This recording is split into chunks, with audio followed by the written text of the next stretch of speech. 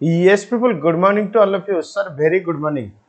कैसे हो आप सब? होप सो तुम लोग बहुत बढ़िया रहेंगे और मैं भी बिल्कुल बिंदास हूँ। ओके, आज एक नया चैप्टर शुरू करेंगे, काफी इंपॉर्टेंट भी, काफी इंटरेस्टिंग भी। सर क्या इस चैप्टर से एग्जाम में क्वेश्चन आएगा? बेटा डेफिनेटली एक क्वेश्चन आएगा, डिविडेंड पॉलिसी। ठीक है, चलो देखो, ये इंटर में भी है, फाइनल में भी है। मतलब सी आईपीसीसी सीए में, इंटर में भी डिविडेंड पॉलिसी चैप्टर से क्वेश्चन आएगा। सीए फाइनल, सीएम फाइनल में भी डिविडेंड पॉलिसी का मतलब डिविडेंड पॉलिसी चैप्टर से भी क्वेश्चन आएगा। तो इसीलिए ये जो रिकॉर्डिंग हो रहा है ये दोनों लेवल के लिए एक मतलब एट ए टाइम रिकॉर्डिंग हो रहा है। मतलब सीए फाइनल या सीए में फाइनल में कुछ एक्स्ट्रा क्लासेस दिया जाएगा, लेकिन इंटर में मान लीजिए कि इंटर के लिए 6 क्लास रहेगा तो डेफिनेटली फाइनल के लिए और 4 या 5 क्लास एक्स्ट्रा हो जाएगा। लेकिन दोनों चैप्टर तुम्हें पढ़ना पड़ेगा। इंटर में सॉरी ये डिविडेंड पॉलिसी को तुम्हें पढ़ना पड़ेगा, इंटर में भी पढ़ना पड़ेगा, फाइनल में भी पढ़ना पड़ेगा। ठीक है, चलो तो लिखो फटाफट, हेडिंग दे दो डिविडेंड पॉलिसी। ओके, सबसे पहले लिखो व्हाई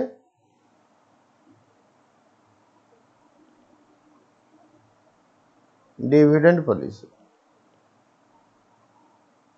हम डिविडेंड पॉलिसी क्यों पढ़ेंगे, ये चैप्टर हमें क्यों चाहिए? देखो बेटा, ये चीज आपको मालूम है कि मान लो ये कंपनी, इसका नाम मैं देता हूं XYZ लिमिटेड। ओके, हाँ, ये लोग शेयर होल्डर, इसको हम बोलेंगे share holder. Sir share holder का मतलब क्या होता है? देखो बेटा, कंपनी 2 प्रकार का शेयर इश्यू करता है।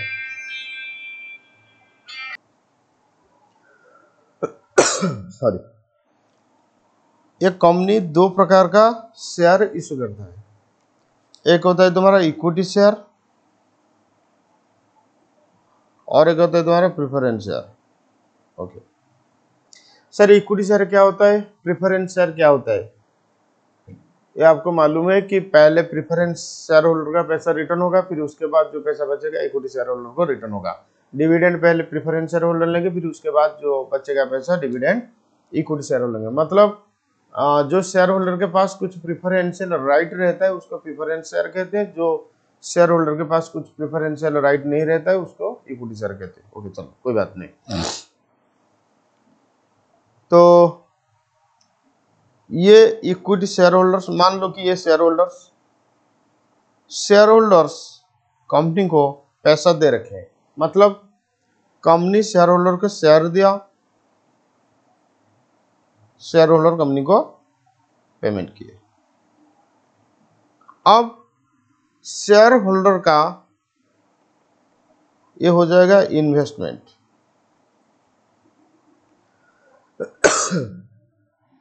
कंपनी के लिए वो बन जाएगा कैपिटल। अब शेयर होल्डर्स यही सोचते हैं कि अगर हम पैसा बैंक में रखते तो बैंक हमें इंटरेस्ट देगा। बोलो हाँ या ना? हाँ, अगर पैसा को हम बैंक में रखेंगे तो बैंक हमें इंटरेस्ट देगा। लेकिन हम बैंक में नहीं रखे, हम कंपनी में इन्वेस्ट किए, कंपनी हमें कैपिटल मतलब शेयर दिया।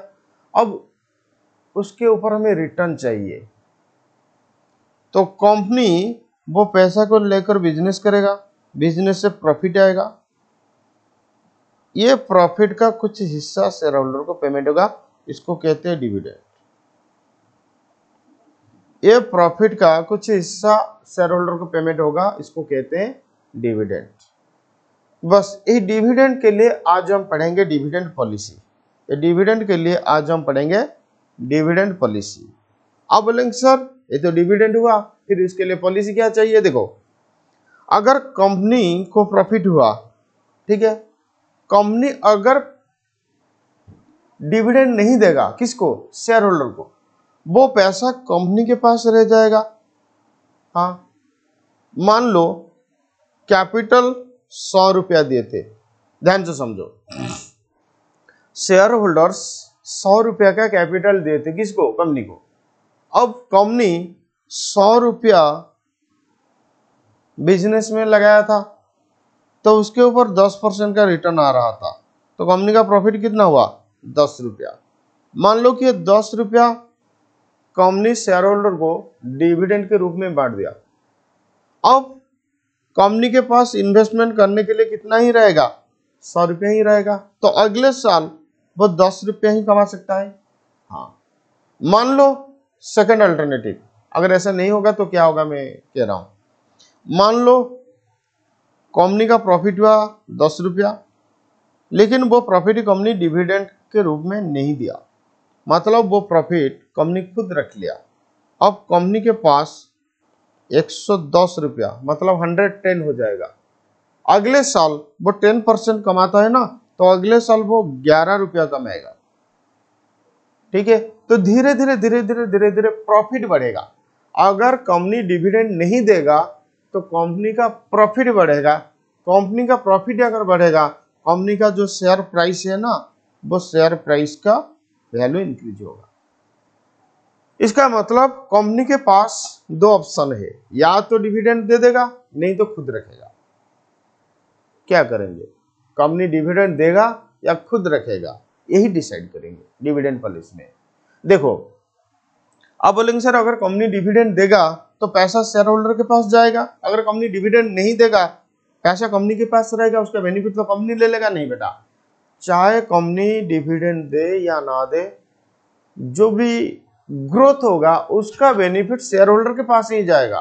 ठीक है, लेकिन कभी कभी डिविडेंड देने में शेयर होल्डर को ज्यादा बेनिफिट्स मिलता है, कभी कभी डिविडेंड ना देने पे शेयर होल्डर को ज्यादा बेनिफिट्स मिलता है।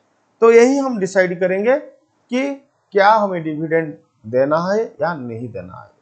हम वही काम करेंगे। देखो, हमारे पास दो ऑप्शन है, पे डिविडेंड, डोंट पे डिविडेंड। हम वही काम करेंगे जिसमें शेयर होल्डर का ज्यादा बेनिफिट होगा या मैक्सिमम फायदा होगा।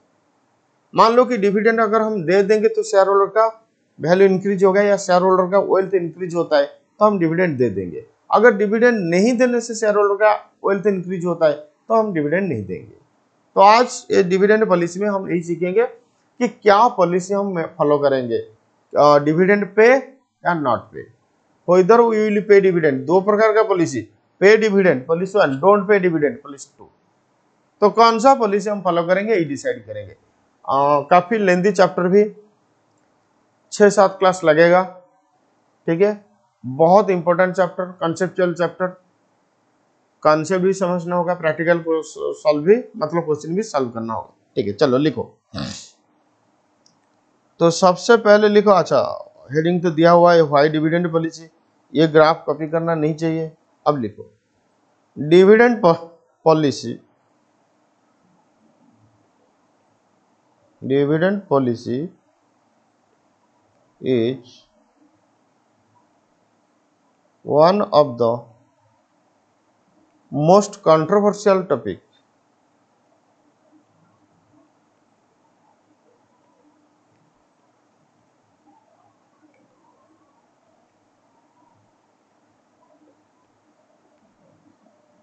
dividend policy is one of the most controversial topic of financial management। अब बोलेंगे सर क्यों?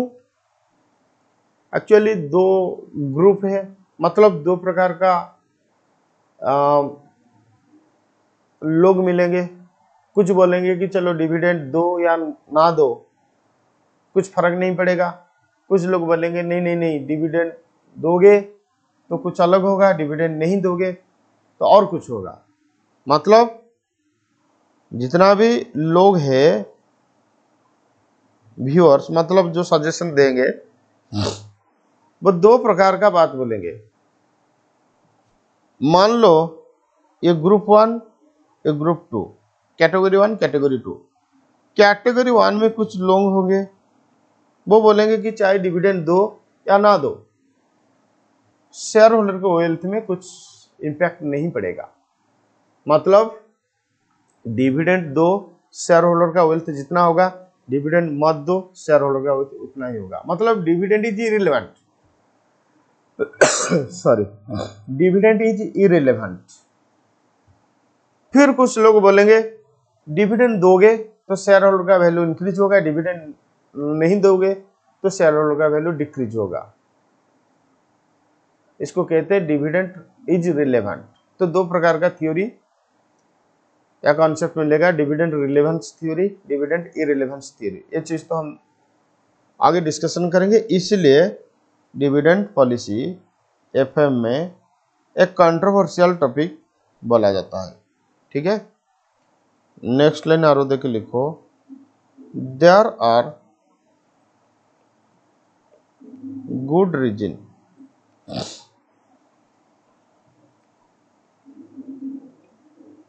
for the company to pay dividend and there are also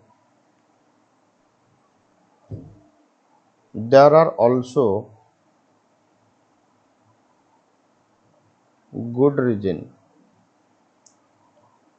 for the company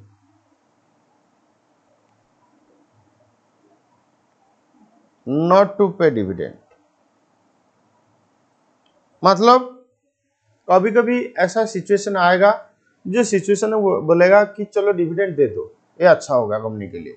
फिर कभी कभी ऐसा सिचुएशन आएगा जो सिचुएशन बोलेगा नहीं नहीं डिविडेंड मत दो, ये अच्छा होगा। मतलब डिविडेंड, कभी कभी डिविडेंड दोगे तो शेयर होल्डर का वेल्थ इंक्रीज होगा, कभी कभी डिविडेंड ना देने से शेयर होल्डर का वेल्थ इंक्रीज होगा। हम वही तो सीखेंगे ना, जो कब डिविडेंड देने पे शेयर होल्डर का वेल्थ इंक्रीज होता है, कब डिविडेंड ना देने पे शेयर होल्डर का वेल्थ इंक्रीज होता है।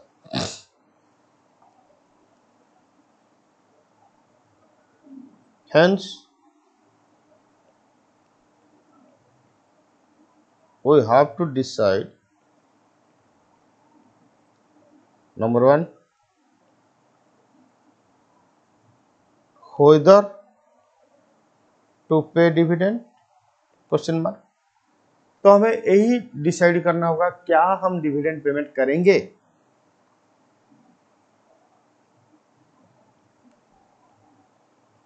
If yes, then how much? अगर हाँ, मैंने सवाल पूछा कि क्या हम डिविडेंड पेमेंट करेंगे, अगर उसका आंसर आता है हाँ, तो कितना पेमेंट करेंगे। सेकंड डिसीजन क्या होगा, whether not to pay dividend। क्या हम डिविडेंड नहीं देंगे, मतलब डिविडेंड देना बेटर होगा या ना देना बेटर होगा। चलो यही दो डिसीजन हमें लेना है।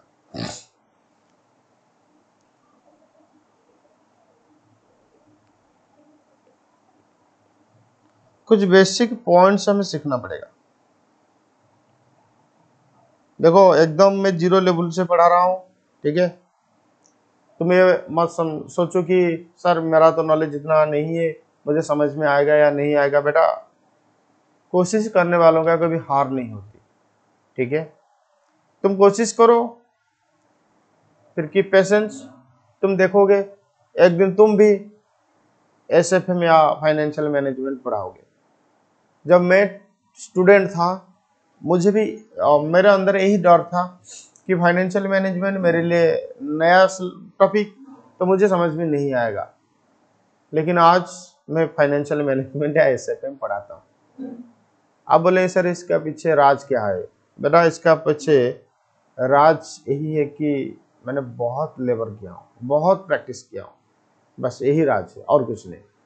ओके, तो तुम भी बहुत लेबर करो, बहुत प्रैक्टिस करो, तुम देखोगे ये पेपर तुम्हारे लिए फ्रेंडली बन जाएगा। ये पेपर तुम डेफिनेटली पढ़ा सकते हो। चलो देखो बेसिक पॉइंट्स। क्या आपको ये मालूम है कि डिविडेंड सबसे पहले प्रेफरेंस शेयर होल्डर को दिया जाएगा, फिर उसके बाद इक्विटी शेयर होल्डर को वाले को मिलेगा। हाँ सर ये तो हमें याद था, मालूम था, बस वही बेसिक चीज। तो लिखो dividend is always first pair to preference shareholder.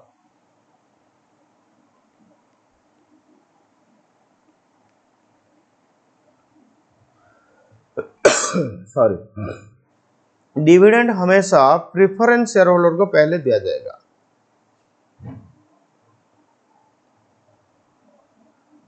Before any payment of dividend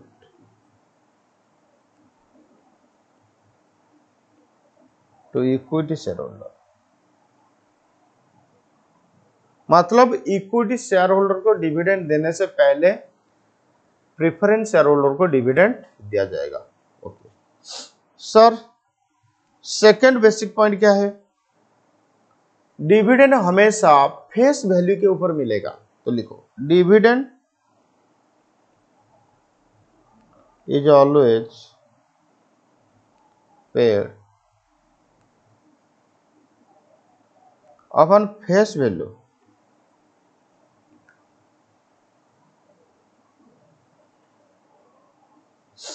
देखो बेटा, इसका मीनिंग समझो। मान लो ये तुम्हारा XYZ लिमिटेड का इक्विटी शेयर, ठीक है। ये शेयर आज ट्रेडिंग हो रहा है 1200 रुपया में। ये 1200 रुपया को हम बोलेंगे मार्केट प्राइस। हाँ, XYZ का मतलब XYZ एक प्रॉफिटेबल कंपनी, उसका बहुत एक्यूमुलेटेड प्रॉफिट है, जिसके वजह से उसका शेयर का भाव हो गया 1200 रुपया। तो 1200 रुपया को हम बोलेंगे MPS, मार्केट प्राइस पर शेयर या मार्केट प्राइस। लेकिन इसका फेस वैल्यू तो 10 रुपया ना। सर फेस वैल्यू का मतलब? देखो बेटा, ये शेयर का मार्केट प्राइस 1200 रुपया, मतलब आज अगर तुम खरीदोगे तो तुम्हें 1200 रुपया देना पड़ेगा, लेकिन तुम्हें ओनरशिप मिलेगा 10 रुपया का। आप बोलेंगे सर तो ओनरशिप मिलेगा 10 रुपया का, हम 1200 रुपया देके क्यों खरीदेंगे? हाँ, अगर तुम कल बेचोगे तो 1200 से ज्यादा में बेचोगे, लेकिन कंपनी के पास तुम्हारा ओनरशिप जाएगा 10 रुपया का। तो इसको कहते हैं फेस वैल्यू। फिर इक्विटी शेयर के ऊपर एक वैल्यू लिखा जाएगा जिसको कहते हैं फेस वैल्यू। तो डिविडेंड 1200 रुपया के ऊपर नहीं मिलेगा, डिविडेंड हमेशा 10 रुपया के ऊपर मिलेगा। क्यों? क्योंकि dividend is always paid upon face value. Okay चलो, यही दो बेसिक पर। अच्छा कुछ नहीं, सॉरी, सर्दी के वजह से थोड़ा खांसी हो रहा है। हाँ, मेरा वॉइस भी मतलब आज जो क्लास रिकॉर्डिंग हो रहा है, ठीक है, मेरा वॉइस तुम्हें जैसे लग रहा है 2-3 दिनों के बाद मेरा वॉइस चेंज हो जाएगा, क्योंकि अभी मुझे सर्दी हुआ है। सर कोरोना नहीं है? तो नहीं बेटा, कोरोना नहीं, मैंने टेस्ट किया था, फिर भी पेन ड्राइव क्लास में कोरोना का कोई इफेक्ट नहीं। इसके वजह से तो मैं पेन ड्राइव क्लास दे रहा हूँ। चलो नेक्स्ट लिखो, एक्सप्रेशन ऑफ डिविडेंड।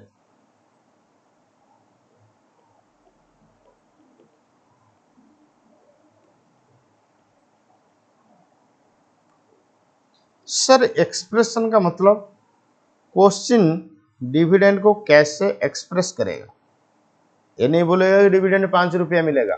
हाँ बोल सकता है डिविडेंड 5 रुपया फिर कभी कभी बोलेगा कि डिविडेंड 10% मिलेगा।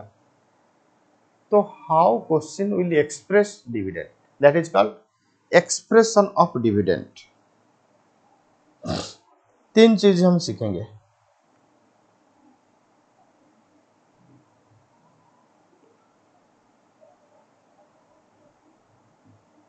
Dividend rate,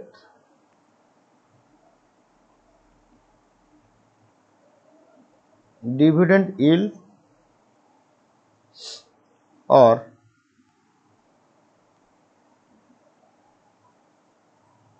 return of dividend,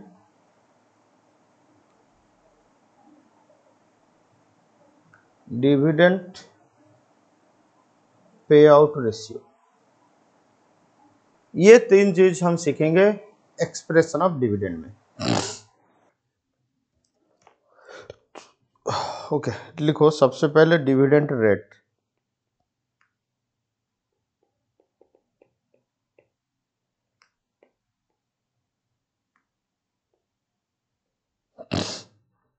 लिखो, देखो अगर हम डिविडेंड को एक्सप्रेस करेंगे in percentage term on face value, then it is called dividend rate.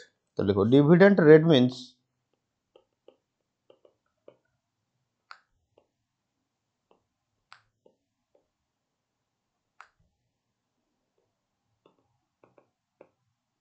Dividend percentage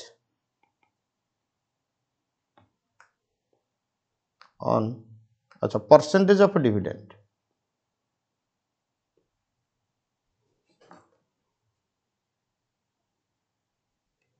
dividend rate means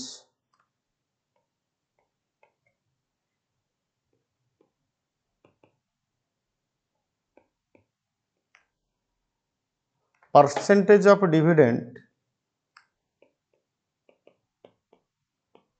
on face value, on face value. इसका मतलब dividend rate is equal to dividend divide by face value into 100। Next लिखो dividend yield.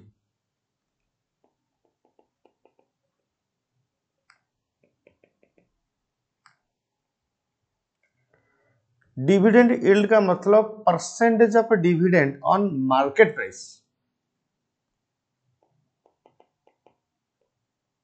Dividend yield means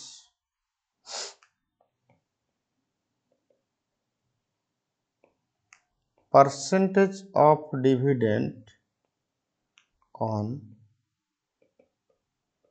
market price। तो dividend yield का formula क्या होगा?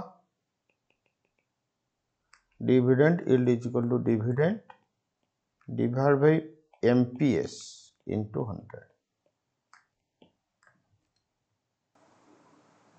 Next dividend pay out ratio.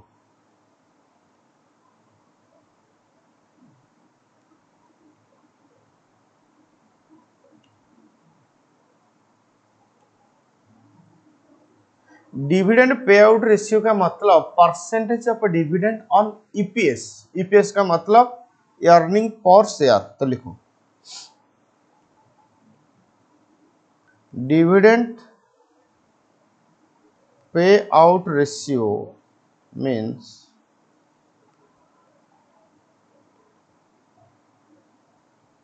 percentage of dividend on earning per share। इसका मतलब EPS. तो बोलो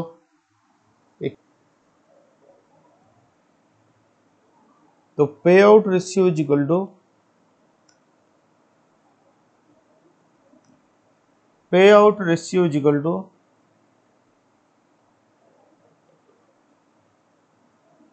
dividend per share divide by earning per share into 100। आप बोलेंगे सर ये अर्निंग पर शेयर क्या है? देखो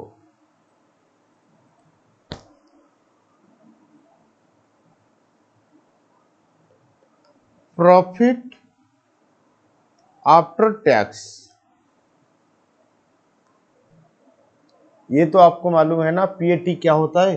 हाँ सर, पहले इंटरेस्ट माइनस होगा, डिप्रिसिएशन माइनस होगा, फिर उसके बाद पीबीटी आएगा, पीबीटी से टैक्स माइनस होगा, प्रॉफिट आफ्टर टैक्स आएगा।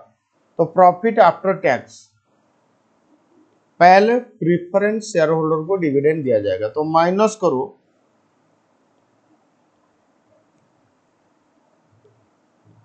Preference shares dividend.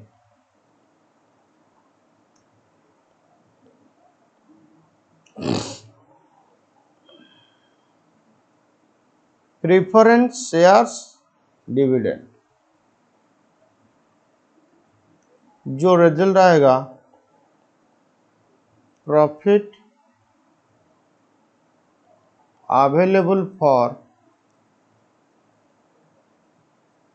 Equity share holders.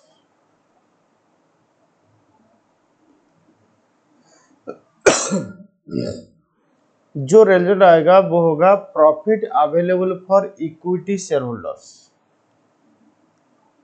अब earning per share is equal to profit available for equity share holder, profit available for equity share holder divide by number of equity shares. मतलब इतना profit of equity share holder के लिए available है, तो इसको हम divide करेंगे number of equity share में, तो पर इक्विटी शेयर का कितना अर्निंग आएगा वो हो जाएगा हमारा ईपीएस। क्वेश्चन नंबर 1 रीड करो।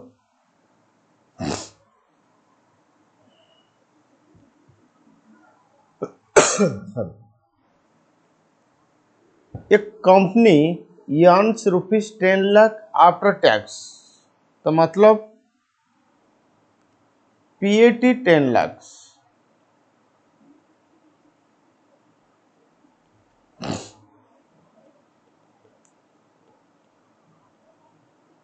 अर्निंग आफ्टर टैक्स का मतलब होता है पीएटी। हज 2 लाख शेयर्स आउटस्टैंडिंग, तो नंबर ऑफ शेयर्स कितना?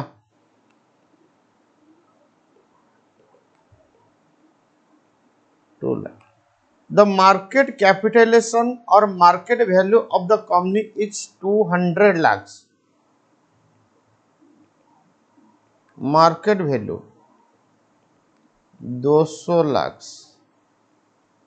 देखो ये बेटा टोटल मार्केट वैल्यू। अब बोलो मार्केट वैल्यू पर शेयर कितना होगा? इसको मार्केट प्राइस पर शेयर भी बोल सकते हो। तो एमपीएस कितना होगा? सर अगर 2 लाख शेयर के लिए 200 लाख का वैल्यू, तो obviously market value per share हो जाएगा total market value, total market value divide by number of shares is equal to 200 lakh divide by 2 lakh. बोलो कितना आ रहा है? 200 lakh divide by 2 lakh, 100।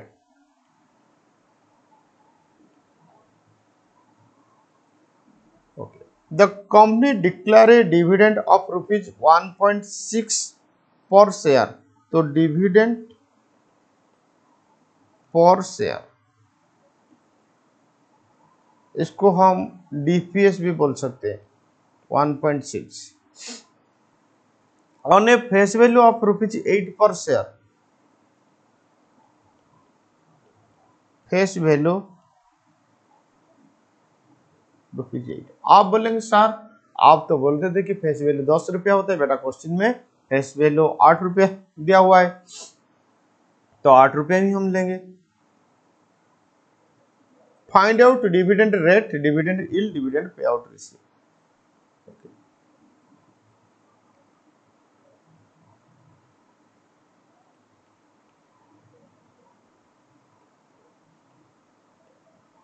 Dividend rate, बोलो क्या है डिविडेंड रेट का formula?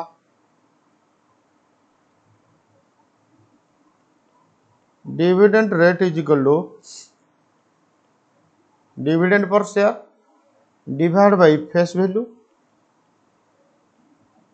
Into 100। Dividend per share कितना 1.6 divide by 8 into 100, sorry 20%। Next लिखो डिविडेंड यील्ड। बोलो डिविडेंड यील्ड का फॉर्मूला क्या है? Dividend yield is equal to dividend per share divide by MPS into 100। Dividend per share 1.6 divide by MPS 100 into 100, 1.6%। Next dividend pay out ratio. तो सबसे पहले EPS से calculation करना पड़ेगा, क्योंकि डिविडेंड पे आउट रेशियो का मतलब होता है DPS divide by EPS into 100। तो पहले ईपीएस कैलकुलेशन करना पड़ेगा। पीएटी कितना? सर पीएटी मतलब total earning 10 lakh minus preference dividend कुछ है ही नहीं, तो ये earning available for equity share holder 10 lakh. तो EPS is equal to earning available for equity share holder 10 lakh divide by number of equity share जो कि 2 लाख इज इक्वल टू ₹5। तो ईपीएस आ रहा है 5 रुपया। अब बोलो dividend pay out ratio is equal to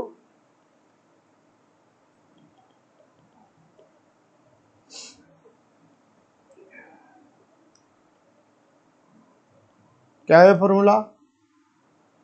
DPS divide by EPS into 100। DPS कितना 1.6 divide by 5 into 100। देखो कितना आ रहा है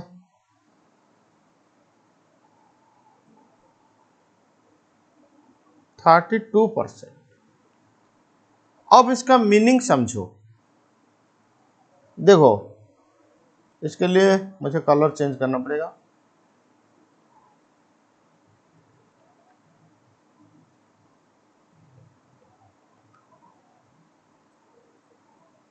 ईपीएस कितना 5 रुपया, मतलब एक शेयर के ऊपर कंपनी 5 रुपया कमा रहा है। ये 5 रुपया से देखो बेटा, ये तो आपको मालूम है ना कि प्रॉफिट ही केवल डिविडेंड के रूप में बांटा जा सकता है। मतलब अगर प्रॉफिट नहीं होगा तो डिविडेंड हम नहीं दे पाएंगे, ठीक है। हाँ, profit when profit is distributed it is called as dividend. Dividend is nothing distributed profit. मान लीजिए कि एक शेयर के ऊपर 5 रुपया का अर्निंग हो रहा है, तो कंपनी मैक्सिमम टू मैक्सिमम 5 रुपया का डिविडेंड दे सकता है, क्योंकि 5 रुपया प्रॉफिट ना। हाँ, 5 रुपया से कम भी दे सकते हैं। तो 5 रुपया का प्रॉफिट हुआ था एक शेयर के ऊपर, कंपनी 1.6 डिविडेंड दे दिया। इसका मतलब ये 5 रुपया का 32% पे किया। तो अब ये 5 रुपया का 68%, बोलो अमाउंट कितना होगा 3.4।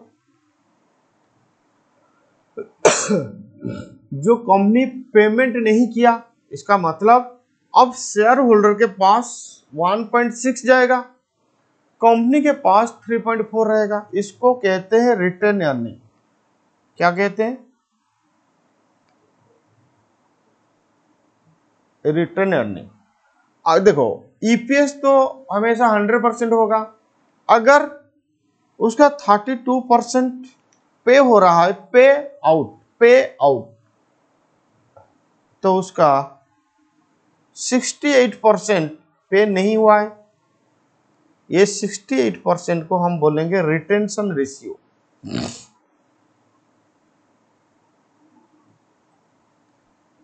क्या बोलेंगे? Retention ratio.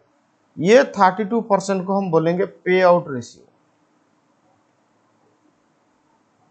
बोलो, पे आउट रेशियो का फॉर्मूला होता है डीपीएस बाई ईपीएस इंटू 100, और रिटेंशन रेशियो का फॉर्मूला क्या होगा? 100% minus pay out ratio.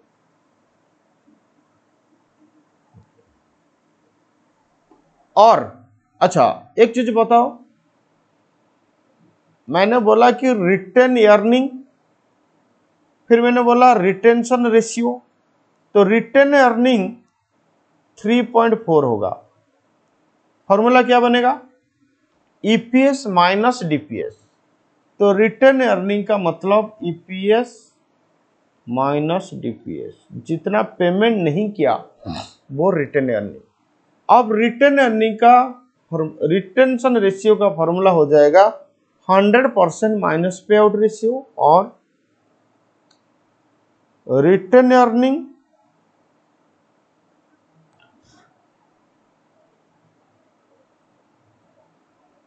Divide by EPS into 100। Retain earning divide by EPS into 100।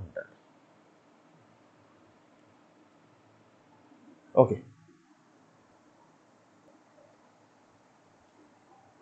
Okay, हो गया, बेसिक टर्म हो गया डिविडेंड को लेकर। ओके, चलो नेक्स्ट लिखो dividend policy.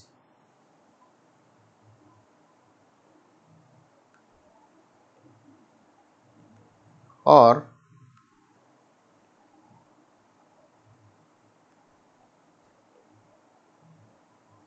Theory of dividend. Dividend policy और थ्योरी ऑफ डिविडेंड या डिविडेंड थ्योरी, ठीक है। Okay, there are two types of dividend policy, relevant theory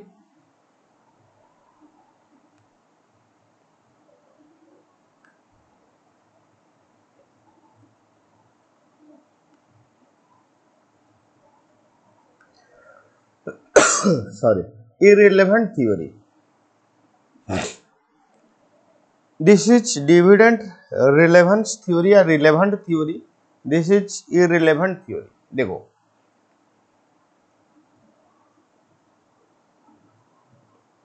ध्यान से समझो, रिलेवेंट थ्योरी इररिलेवेंट थ्योरी का मतलब क्या है। मान लो एमपीएस, एमपीएस का मतलब मार्केट प्राइस पर शेयर। डिविडेंड रिलेवेंट थ्योरी कहता है, डिविडेंड रिलेवेंट थ्योरी कहता है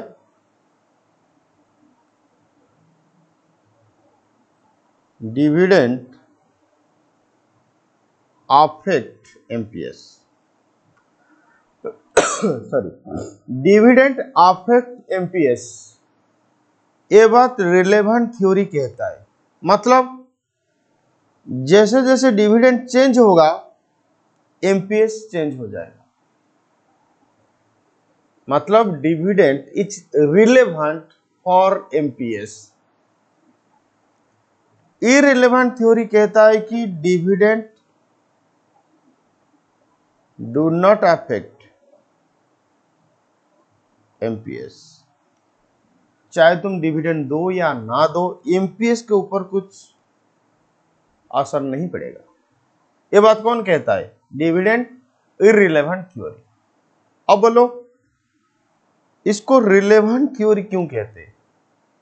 क्योंकि इस थ्योरी के हिसाब से dividend have an influence on MPS. Dividend have an influence on MPS. इसको डिविडेंड इररिलेवेंट थ्योरी क्यों कहते हैं? Dividend have no relevant, no influence upon MPS. Okay,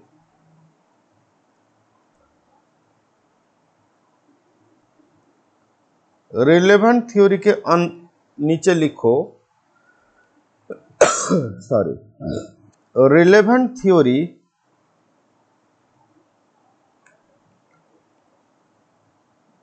concludes that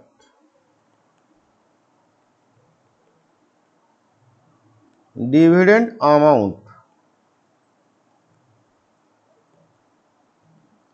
plays an important role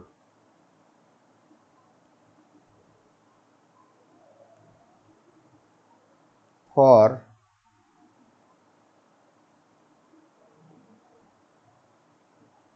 determination of MPS. In other words,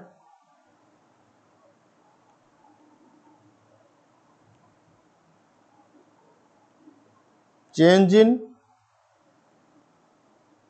amount of dividend, बोलो, अगर dividend amount में change होगा, क्या MPS constant रहेगा या एमपीएस भी चेंज हो जाएगा? एमपीएस भी चेंज हो जाएगा। तो change in amount of dividend will change MPS. अब बोलो, इररिलेवेंट थ्योरी का मतलब क्या होगा?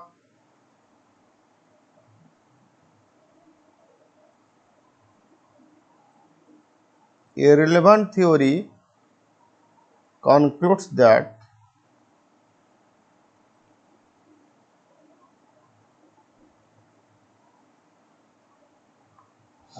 dividend do not play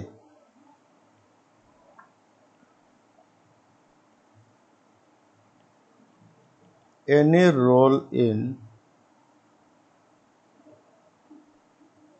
determination of MPS. मतलब डिविडेंड का कोई भी रोल नहीं है एमपीएस के ऊपर। अब बोलो, अगर डिविडेंड अमाउंट में चेंज हो जाएगा, क्या एमपीएस में चेंज होगा? नहीं होगा। In other word,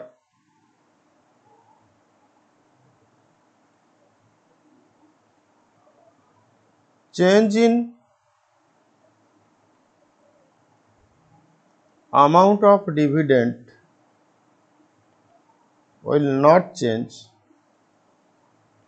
MPS. Sorry, dividend में चेंज होगा तो एमपीएस में कुछ चेंज नहीं होगा। ओके सर, देखो बेटा, there are some models,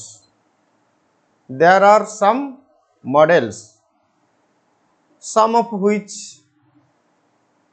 belongs to relevant theory, some of which belongs to irrelevant theory। तो अब हमें यही जानना पड़ेगा कि सर कौन सा मॉडल रिलेवेंट थ्योरी को बिलोंग्स करता है, कौन सा मॉडल इररिलेवेंट थ्योरी को बिलोंग्स करता है। तो देखो, the following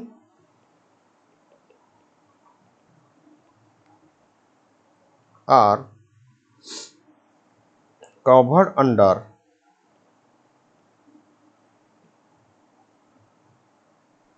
relevant theory.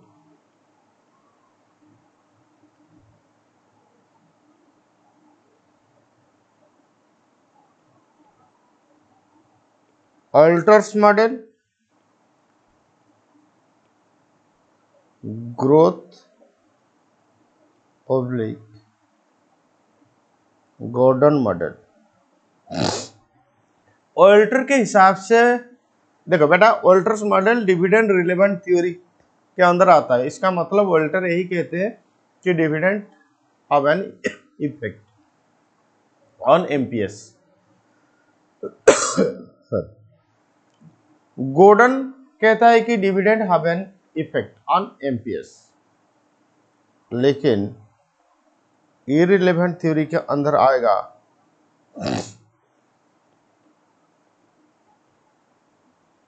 Modi Gilani and Miller model. इसको हम प्यार से अप्रोच बोल सकते हैं।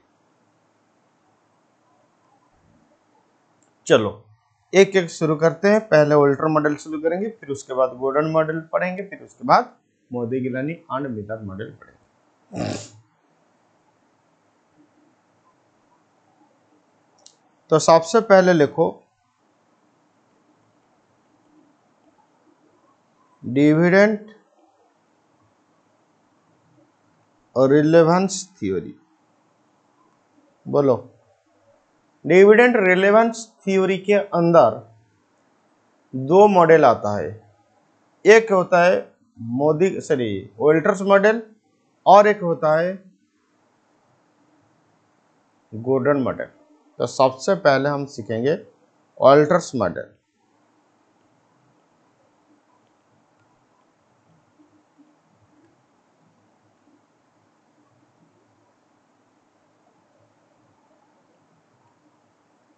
बोलो, as per Walter, dividend amount have an effect on MPS। ऐसा क्यों मैंने ऐसा लिखा कि as per Walter dividend amount have an effect on MPS। बोलो, मैंने इस बात को क्यों, मतलब मैंने ऐसे क्यों लिखा? Sir, Walter model relevant theory के अंदर आता है और रिलेवेंट थ्योरी कहता है कि amount of dividend have an effect on MPS। इसका मतलब अगर डिविडेंड चेंज हो जाएगा तो MPS भी चेंज हो जाएगा। हाँ,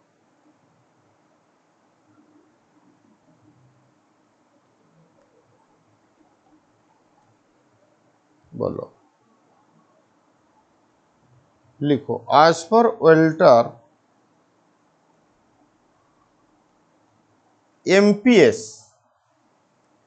MPS को बेटा हम बोलेंगे P0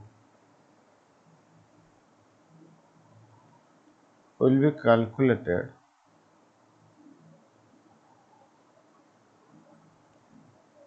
as under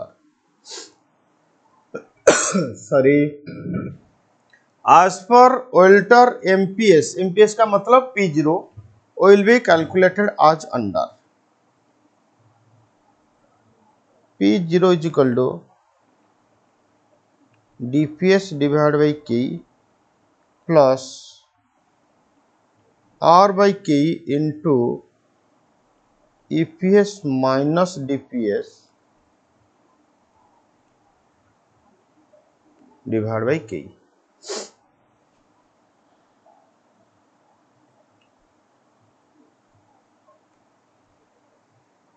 दो पार्ट है P0 का। पहला पार्ट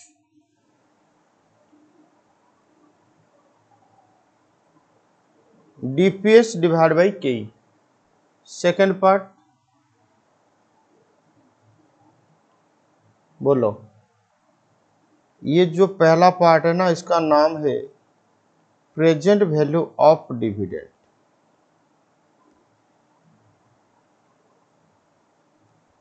इसको कहते हैं present value of returns on retain earning.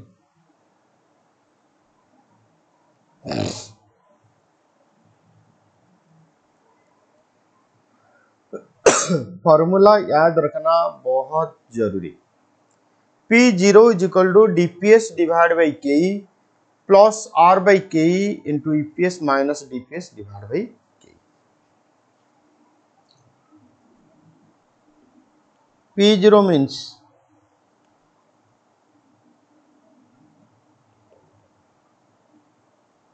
current market price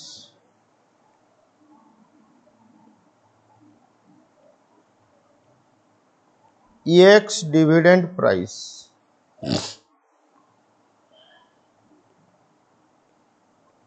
intrinsic value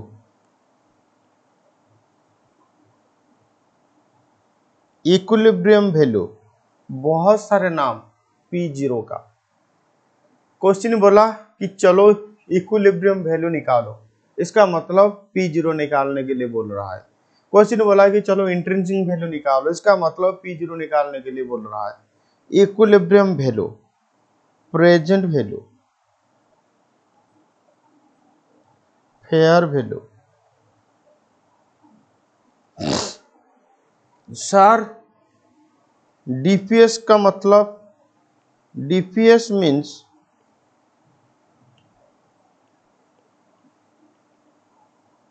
dividend per share. DPS का मतलब डिविडेंड पर शेयर। ईपीएस का मतलब अर्निंग पर शेयर। अब लिखो K E means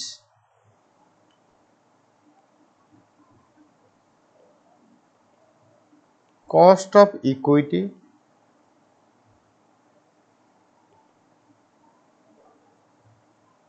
intrinsic, investors expectation,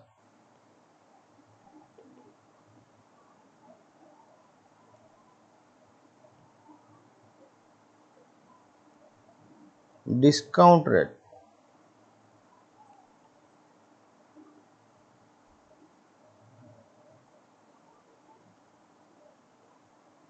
capitalisation rate,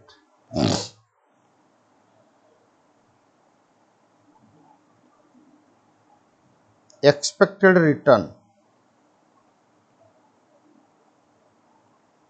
opportunity cost of equity.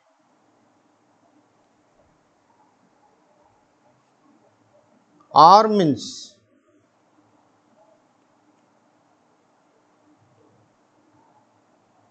Rate of return. R का मतलब होता है रेट ऑफ रिटर्न और रिटर्न ऑन इक्विटी। आर का मतलब रेट ऑफ रिटर्न या return on equity, return on equity.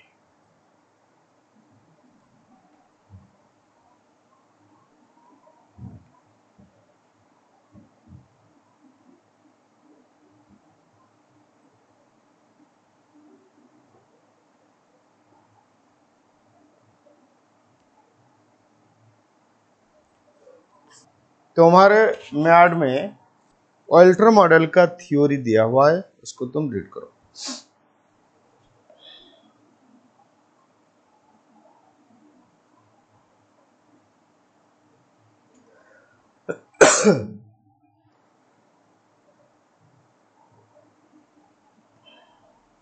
अच्छा एक काम करो, कॉपी में लिखो assumptions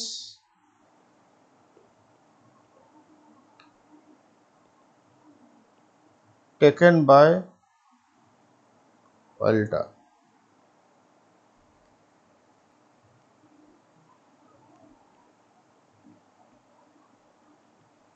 Company is going concern। Walter बोला कि मैं यही अजम्पशन ले रहा हूं, या मैंने जो फॉर्मूला दिया, इस फॉर्मूला के पीछे मेरा यही मानना है कि कंपनी गोइंग कंसर्न मतलब कंपनी कभी भी बंद नहीं होगा, चलता रहेगा। DPS and EPS are always to be constant. हर साल डीपीएस ईपीएस कांस्टेंट रहेगा। K and R also constant। Cost of equity and rate of return ये भी कांस्टेंट रहेगा। बस इतना सा था assumption of alter.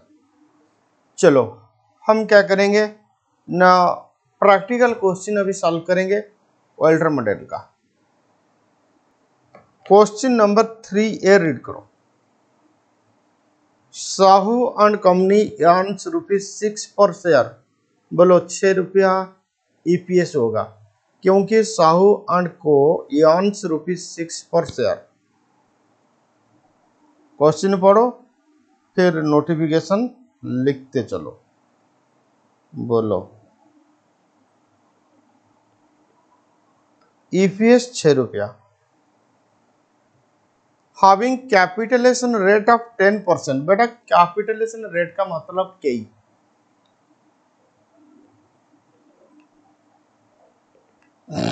KE 10% and has a return on investment यानी R। According to Alter model, what will be the price per share at 30% payout ratio। तो 30% payout ratio में प्राइस पर शेयर, इसका मतलब एमपीएस क्या होगा, बोलो। पे आउट रेशियो कितना, 30%। तो पे आउट रेशियो का फॉर्मूला क्या होता है, डीपीएस बाई ईपीएस इंटू 100। इसका मतलब DPS is equal to EPS into pay out ratio. बोलो ईपीएस कितना, 6 रुपया इंटू पे आउट रेशियो कितना 30%, इसका मतलब 1.5 इज योर डीपीएस। अब अगर डीपीएस 1.8 होगा, 1.5 नहीं 1.8, तो P0 क्या होगा। सेकंड पार्ट अभी हम सॉल्व नहीं करेंगे, तो लिखो P0 is equal to DPS divide by KE plus R divide by KE into EPS minus DPS divide by KE।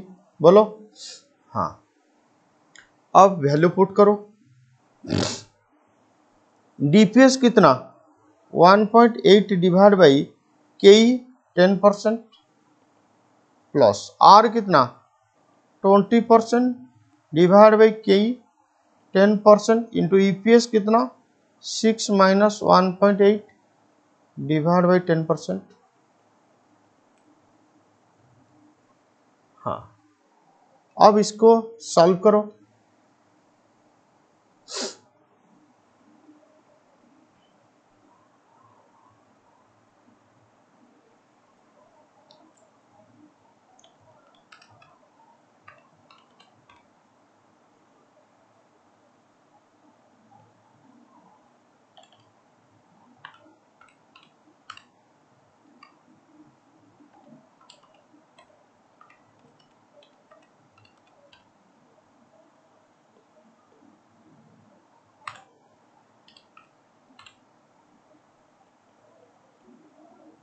One 102।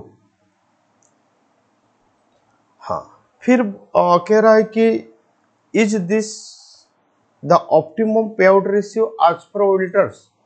हाँ बेटा, ऑप्टिमम पे आउट रेशियो क्या होता है, वो कहानी वो कॉन्सेप्ट अभी तक हम पढ़े नहीं, तो इसीलिए सेकंड पार्ट अभी हम सॉल्व नहीं करेंगे, ये पार्ट हम बाद में सॉल्व करेंगे। जब मैं ऑप्टिमम पे आउट रेशियो समझाऊंगा उसके बाद मैं समझा दूंगा कि हाँ ये ऑप्टिमम पे आउट रेशियो या नहीं, ठीक है।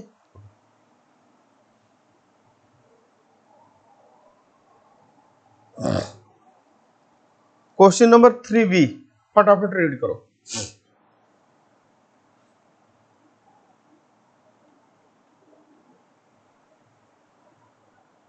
Price earning ratio ₹5, sorry P ratio 5, rupees नहीं 5, EPS 5, DPS 4, rate of return on investment 20%, find market price of the share using alter model. देखो अल्टर मॉडल के हिसाब से मार्केट प्राइस निकालने के लिए हमें चाहिए केई। इस क्वेश्चन में केई नहीं है। अगर क्वेश्चन में केई नहीं है तो K E is equal to 1/PE ratio. ये कॉन्सेप्ट को बाद में मैं डिटेल में एनालिसिस करूंगा, लेकिन अभी एक फॉर्मूला लिखो। अगर क्वेश्चन में के नहीं है, पी रेशियो है, तो के is equal to 1/p ratio. इसका मतलब cost of equity is the reciprocal of P ratio. अब बोलेंगे सर इसका लॉजिक क्या है? लॉजिक में बाद में समझाऊंगा, शायद नेक्स्ट क्लास में मैं समझा दूंगा। चलो अब बोलो के कितना हो जाएगा? 1/5 इज इक्वल टू 0.2, इसका मतलब 20%। तो के हो गया 20%। अब बोलो P0 is equal to DPS divide by K. P0 is equal to DPS divide by K plus R by K into EPS minus DPS whole divide by K. DPS कितना? 4 divide by 20% plus R कितना? 24% divide by 20% into 5 minus 4 divide by 20%।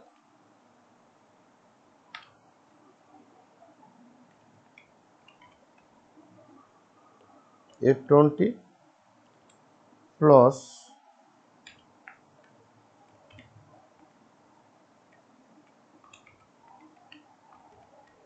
26।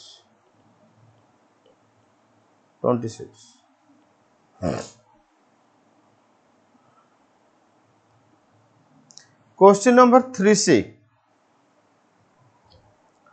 Following figures are collected from annual reports of A Limited. Net profit यानी PAT, outstanding 12% preference shares, number of equity shares, return on investment KE. What should be the approximate dividend payout ratio so as to keep the share price at 42? Use alter model. ठीक है, कोई बात नहीं। पहले EPS निकालो, पहले EPS निकालो। बोलो EPS is equal to PAT minus preference dividend. EPS is equal to PAT minus preference dividend divided by number of equity share.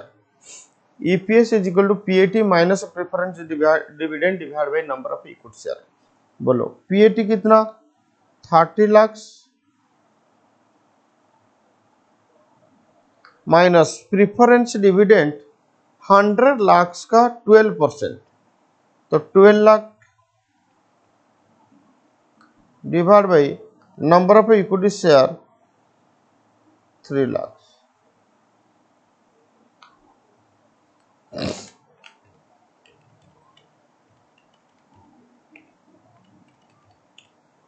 ₹6 sorry. तो अर्निंग पर शेयर आ रहा है ₹6।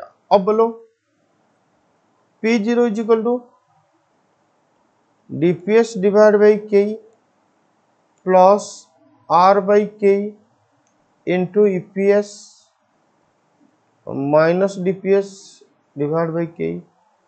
अब वो कह रहा है कि what should be the dividend pay out ratio to keep. अगर शेयर प्राइस को 42 में रखना है तो डिविडेंड पे आउट रेशियो कितना होगा? इसका मतलब वी विल कैलकुलेट DPS।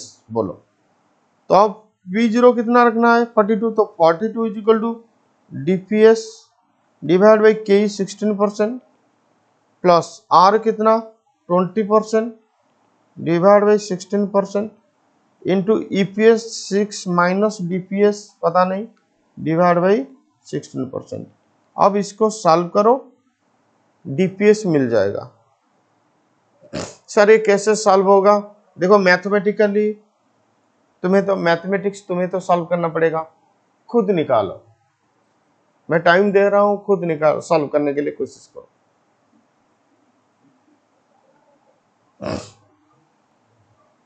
तो डीपीएस आ रहा है, तुम निकालो,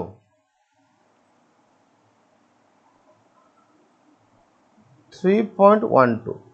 अगर डीपीएस 3.12 होगा तो P042 आ जाएगा। ठीक है, अब बोलो ईपीएस 6 रुपया, डीपीएस 3.12, तो शेयर प्राइस 42, तो पे आउट रेशियो क्या होगा? Pay out ratio is equal to 3.12 divide by 6 into 100, 52%। अगर पे आउट रेशियो 52% होगा तो शेयर प्राइस 42 रहेगा। लेकिन तुम्हारे पास अभी, मतलब तुम्हें अभी भी तुम्हारे पास ये चैलेंजिंग बात है कि इस इक्वेशन को सॉल्व करना। तुम सॉल्व करो, अगर नहीं होगा तो मुझे इन्फॉर्म कर देना, मैं नहीं बताऊंगा, तुम खुद ही सॉल्व करोगे।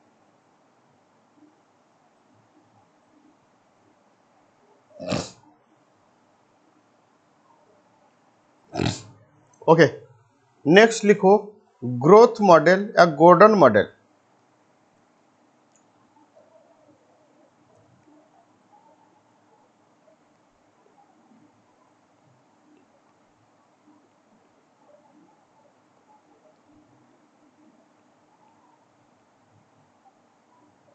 इसको डिविडेंड डिस्काउंट मॉडल भी कहते हैं।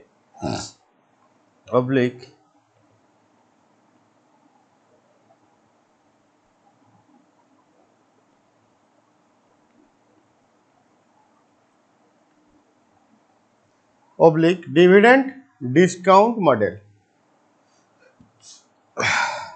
देखो, वोल्टर बोला था कि DPS and EPS constant, sorry, उसके हिसाब से वो फॉर्मूला दिया था। लेकिन गॉर्डन कह रहा है कि डीपीएस मतलब डिविडेंड कांस्टेंट नहीं रहेगा, डिविडेंड में ग्रोथ होगा। तो लिखो गॉर्डन सेड दैट, अच्छा, एक गॉर्डन मॉडल रिलेवेंट थ्योरी के अंदर आता है, तो इसका मतलब डिविडेंड चेंज होगा तो मार्केट प्राइस चेंज होगा, इसका मतलब dividend have an influence on market price. तो Gordon said that current market price can be affected by dividend। Gordon कह रहा है कि डिविडेंड चेंज होगा तो करंट मार्केट प्राइस चेंज होगा। फिर से लिखो आज पर गॉर्डन, सर ये गॉर्डन कौन है? गॉर्डन एक व्यक्ति जिसने ये मॉडल डेवलप किया है। आज पर Gordon current market price P0 is the present value of future dividend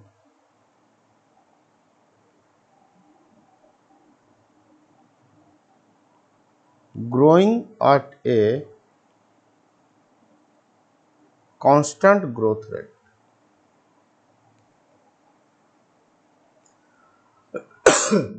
तो गॉर्डन कह रहा है कि डिविडेंड में ग्रोथ होगा लेकिन कांस्टेंट ग्रोथ होगा। इसका मतलब मान लो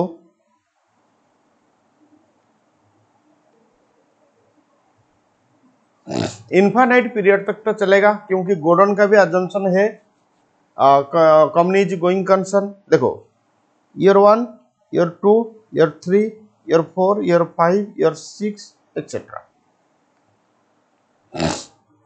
हर साल डिविडेंड में कांस्टेंट ग्रोथ होगा। अगर पहला साल डिविडेंड 10% बढ़ रहा है तो हर साल 10% ही बढ़ेगा। तो जो फ्यूचर डिविडेंड होगा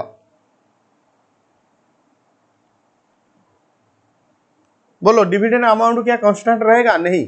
क्यों? क्योंकि मान लो कि फर्स्ट ईयर डिविडेंड 10, मतलब लास्ट ईयर डिविडेंड 10 था, तो फर्स्ट ईयर 10% बढ़ेगा तो 11 होगा, सेकेंड ईयर फिर से 10% बढ़ेगा। ये जो ग्रोथ होगा ना, इसका परसेंटेज कांस्टेंट रहेगा। तो future dividend growing at a constant growth rate, इसका प्रेजेंट वैल्यू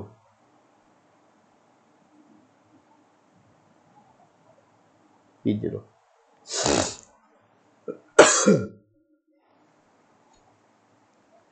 तो लिखो P0 is equal to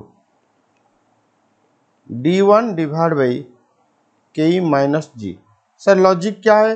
time value of money में ऑलरेडी हम पढ़ चुके हैं कि present value of cash flow growing at a constant growth rate up to infinite period is equal to first year cash flow divide by discount rate minus growth rate. D1 is equal to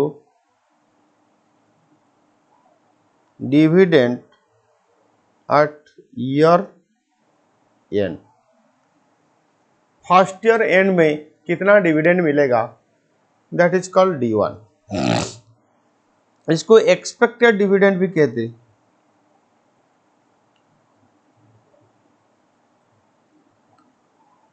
फिर dividend at to be paid, okay, के P0 ऐसा बात usual. अच्छा, D1 is equal to D0 into 1 plus G. Sorry, अगर D0 मतलब last year का dividend दिया हुआ है तो उसको एक बार हम ग्रो करेंगे, वो हो जाएगा D1। सर D0 क्या होता है? D0 dividend of last year या डिविडेंड जस्ट पेड या dividend present today. Sorry,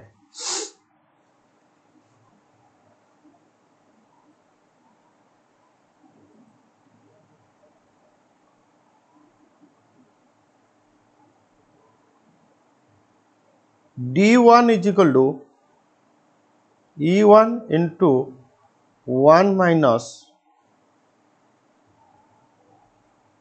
retention ratio, उसको B कहते हैं।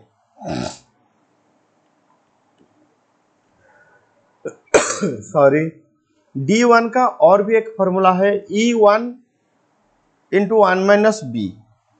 देखो ये T0, ये T1। T1 में जो EPS होगा इसको कहते हैं EPS 1 या E1। मान लो उसका 30% पेमेंट होगा तो 70% रिटर्न होगा, तो EPS का रिटेंशन रेशियो, EPS से रिटेंशन रेशियो माइनस कर दो, वो हो जाएगा D1। B का मतलब होता है रिटेंशन रेशियो।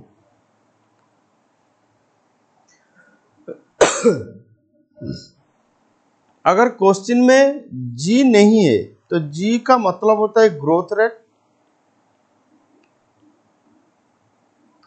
अगर G क्वेश्चन में नहीं है तो G is equal to B into R। B retention ratio, R rate of return. G retention ratio, B rate of return. Question में G दे देगा, अगर क्वेश्चन में G नहीं देगा तो G is equal to B into R। Sorry, लिखो assumptions।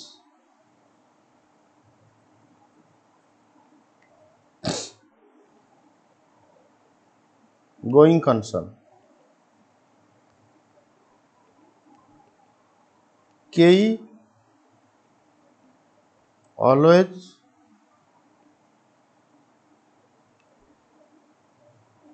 Greater than G, KE हमेशा G से बड़ा होगा, G is assumed to be constant forever, growth rate हमेशा कांस्टेंट रहेगा।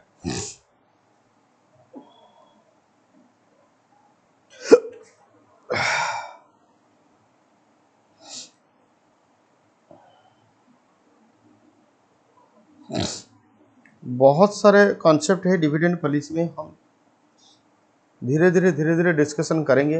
अभी थोड़ा ओवरऑल कॉन्सेप्ट के ऊपर मैं फोकस कर रहा हूं। क्वेश्चन नंबर 5 है, रीड करो। A share of tension free economy limited is currently quoted at a price earning ratio of 7.5 times, ठीक है, P ratio 7.5, the return earning per share being 37.5% is ₹3 per share। देखो sorry, return earning per share ₹3 जो कि 37.5%, ठीक है। चलो notification लिखो,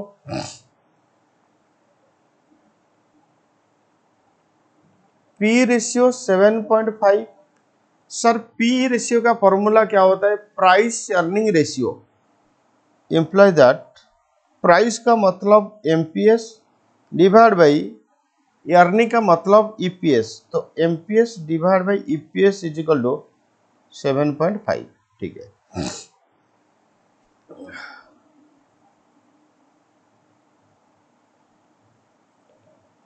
और retention ratio 37.5%, return earning ₹3, return earning का मतलब EPS माइनस DPS, ओके। देखो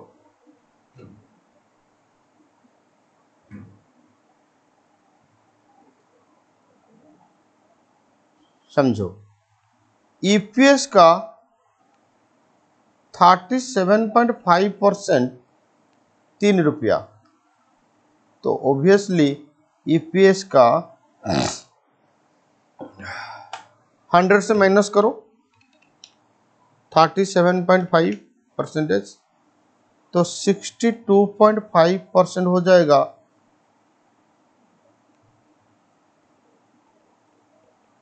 DPS क्यों? क्योंकि ₹3 रिटर्न अर्निंग,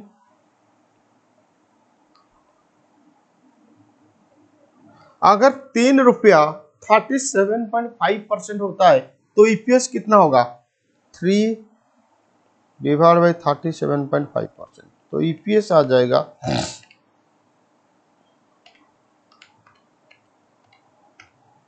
₹8। सॉरी, अगर EPS ₹8 आया तो उसका 62.5%,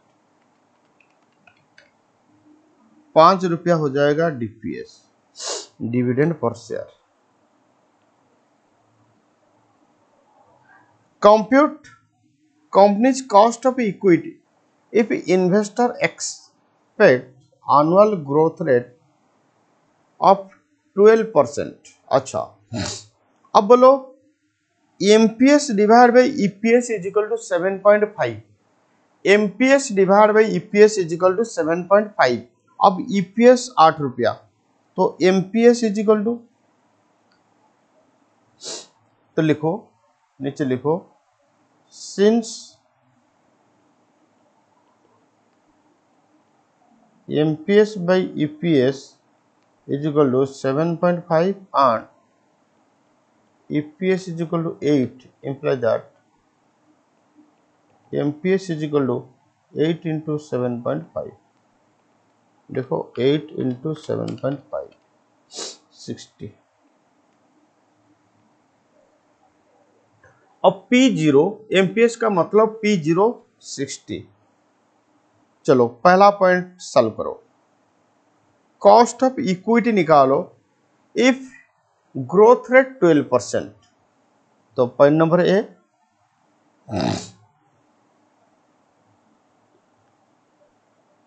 बोलो P0 is equal to D1 divide by K minus G. हाँ या ना? हाँ सर।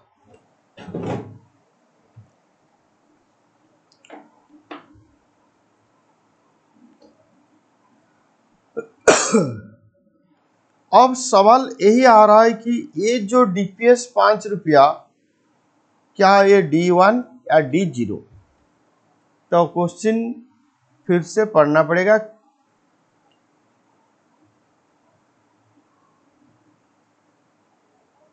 देखो करेंटली कोटेड मतलब आज का ईपीएस 8 रुपया, आज का ईपीएस 8 रुपया।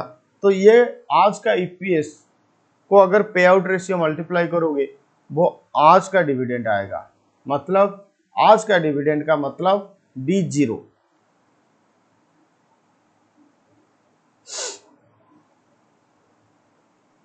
Is equal to D0 into 1 plus G. D0 into 1 plus G हो जाएगा D1 divide by K minus G. Imply that, बोलो P0 कितना? P0 कितना? 56 sorry 60 is equal to D1 5 into 1 plus 12%, 5 into 1 plus 12% divide by K minus G 12%। Imply that 60 is equal to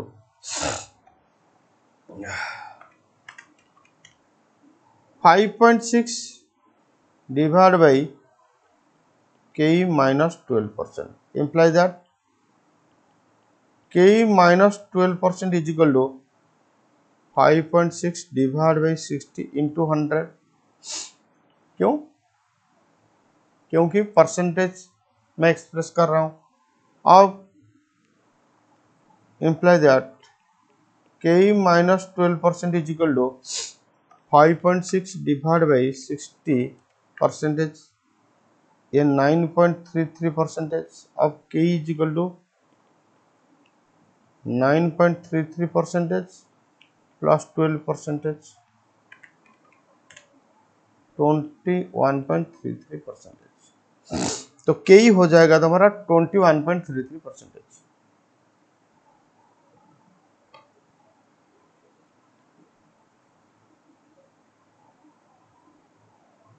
okay, second point, if anticipated growth rate is 13% per annum.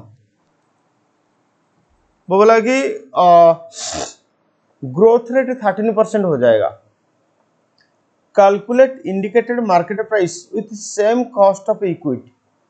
अब बोलो cost of equity कितना आया? के 21.33%। अब देखो point number B,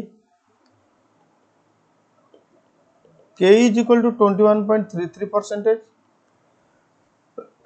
sorry G हो जाएगा 13%।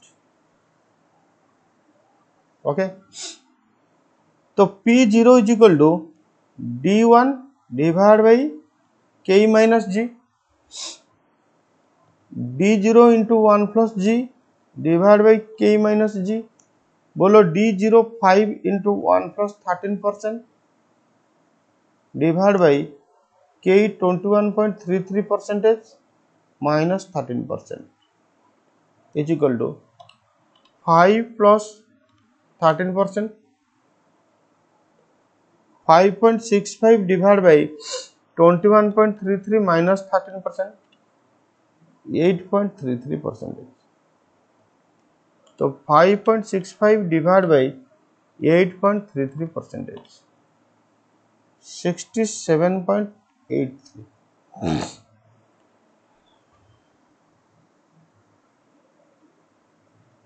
अब point number C, cost of capital मतलब K E 18%, anticipated growth rate 15%, calculate market price. Okay, तो point number C,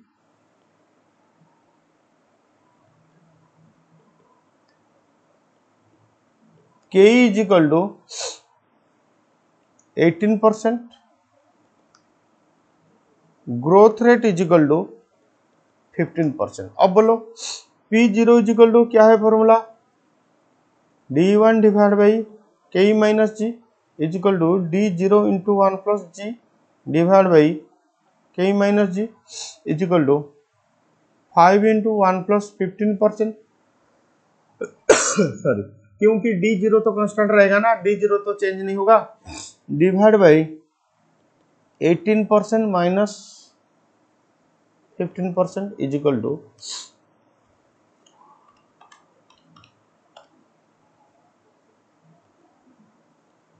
5.75 divide by 3%, ये 191.67। ओके, चलो आज के क्लास को मैं यहीं पे ब्रेक कर रहा हूं, फिर नेक्स्ट क्लास में हम रिमेनिंग कॉन्सेप्ट डिस्कशन करेंगे।